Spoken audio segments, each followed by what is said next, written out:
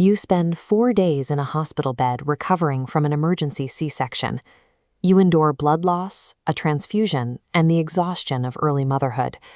All you want is to take your newborn daughter home. But when you walk through the front door, your house is unrecognizable. The nursery you spent months designing has been dismantled.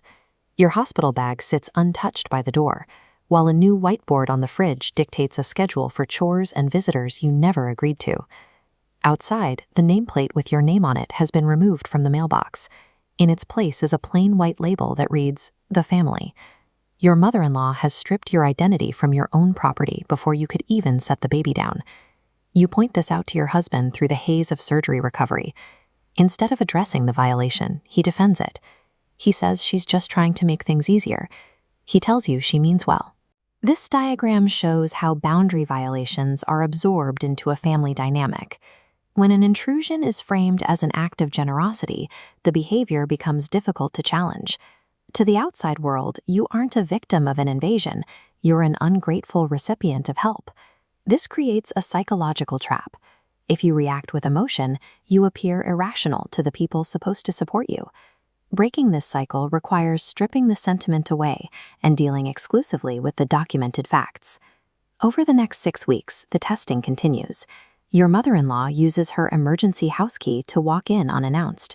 She feeds the baby unapproved formula, ignoring your explicit instructions and the child's digestive health, all while maintaining that she is just being a good mother-in-law. This loop is what keeps the dynamic alive. When you confront the behavior, the history is reframed as a misunderstanding. Your husband is used as a shield to deflect your concerns, which are then dismissed as a side effect of your stress. The system depends on your husband's silence. He promises to take the house key back to restore your privacy, but he never does. He chooses his mother's feelings over the safety and comfort of his own wife. Realizing he will not protect the boundary, you take unilateral action. You use your own separate savings to hire a locksmith while he is at work. You change every lock on the house without asking for permission or an opinion. Your husband comes home to find his key no longer works. This is the first time you've enforced a physical, hard boundary that he cannot quietly undo. You tell him that your home is no longer open to anyone who enters uninvited. In a toxic system, you cannot wait for the enabler to give you space. You have to establish it yourself.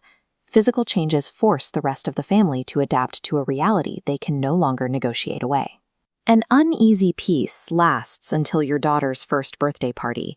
In front of 30 guests, the mother-in-law attempts a final public takeover of your role as a parent.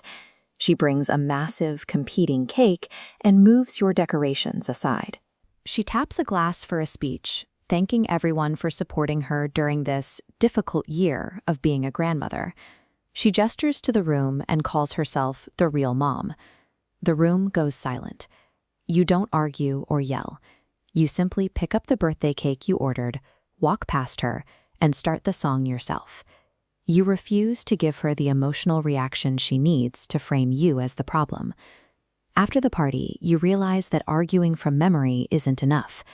Every time you bring up an incident, she claims it never happened or that you're remembering it wrong. You decide to start a paper trail. You begin documenting everything: the exact wording of the birthday speech, the dates of unannounced visits, and the photos of the whiteboard schedule. You are building an unambiguous record that cannot be reframed by emotion. Documentation defeats gaslighting by moving the conflict away from subjective memory. When you can point to specific dates and direct quotes, the manipulator loses the ability to rewrite history in their favor. This process transforms you from a victim into an auditor. You aren't just complaining about your feelings, you are presenting a documented pattern of behavior that the entire family system is forced to see. 2 months after the birthday party, the family gathers for a dinner to clear the air. This is where you deploy the evidence you've gathered over the last year. You calmly lay out the chronological record of the nursery, the mailbox, and the unauthorized feedings. The specificity of the dates and quotes silences the room. For the first time, your father-in-law speaks up, acknowledging the pattern he's watched but never named. The real shift happens 4 months later. Your brother-in-law calls to complain about your mother-in-law doing the exact same thing to his new baby.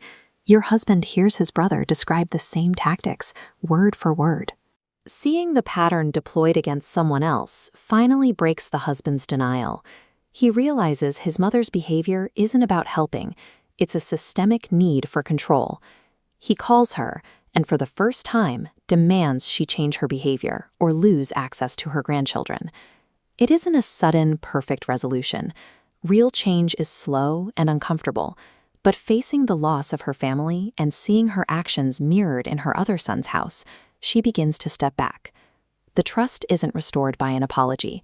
It is rebuilt over years of her actually calling ahead and asking for permission. By the second birthday party, the atmosphere has shifted. There are no competing cakes or hostile speeches. The day is peaceful, predictable, and controlled on your terms because you held the line when it was most difficult to do so. A single incident can be dismissed as oversensitivity, but a documented pattern, defended relentlessly over time, has the power to change a family system. You didn't just get lucky with a mother-in-law who changed, you fought for your identity one boundary at a time.